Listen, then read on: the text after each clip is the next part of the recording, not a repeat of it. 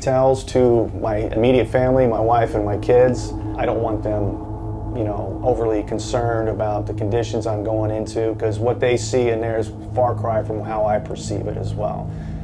I'll admit that I do minimize it.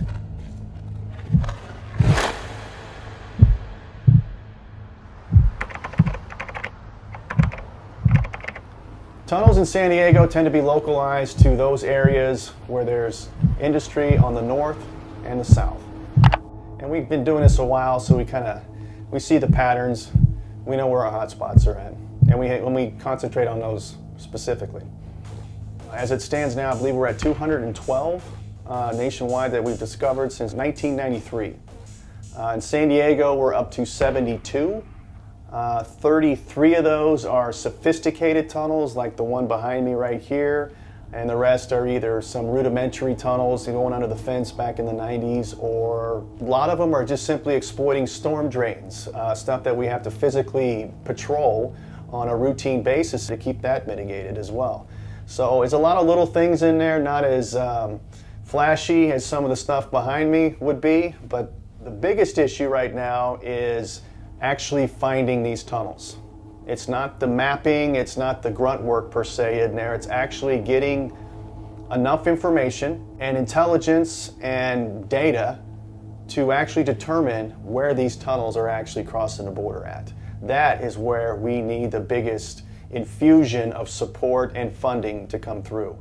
The two primary concerns we always deal with is the physical and the atmospheric conditions. So we have to mitigate both of those in there before we even consider going inside this thing. And once they're fully mitigated, then we can actually go in and make further assessments. We ain't cowboys. We know what we're doing.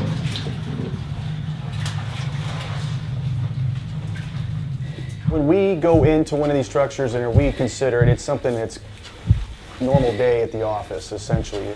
But the first time you've actually ever been in one of these things in there, the first thing that's going to get you is the smell. 100% humidity and about 90 degrees. So that's the first thing that hits you, is the temperature and the humidity on top of that. You instantly start perspiring and you're essentially soaking wet by the time you get out of there. We're used to being uncomfortable. You're not necessarily deprived of oxygen, but we don't have the full complement as you would have up on the surface.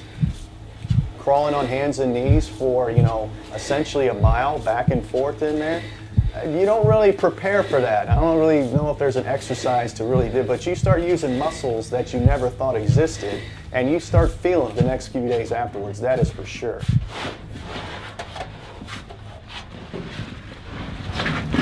Smell laundry detergent. Are you? Probably.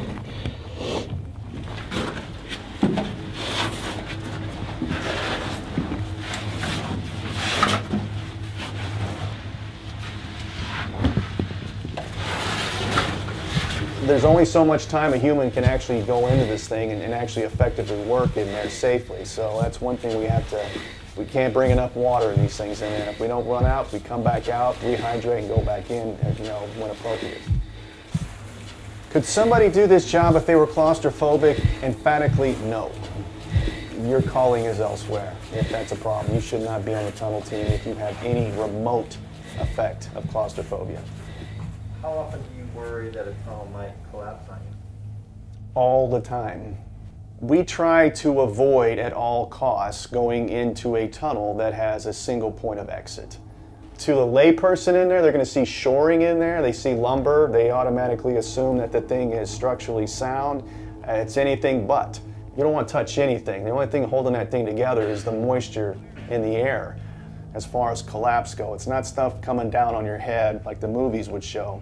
It's usually just a very forceful sidewall blowout where the wall literally just blows out. And we've seen instances where it's just turned 2x4s into splinters.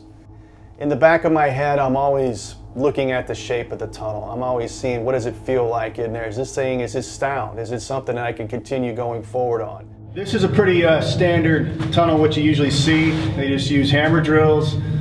You can see the spade marks right here. One guy usually just digs the crude space. Another guy comes in and essentially shapes it. That's half of what we do in there, is assessing this geology right here. It's knowing the good stuff from the bad. What's structurally integrity, what isn't. The water part in there, am I going to get my phone wet again? Yeah, About 18 inch, but when you're in a 3 foot tall spot, 18 inch of water is pretty significant. When we were mapping, for me to get a good shot with the laser rangefinder, I had to sit down in the middle of the tunnel around it, and the water was up to my chest as I'm sitting. So just the top half of my body sticking out of the water during that point. So it's shape, it's the mud, it's the smell. What is that smell? I keep smelling that all the time in there.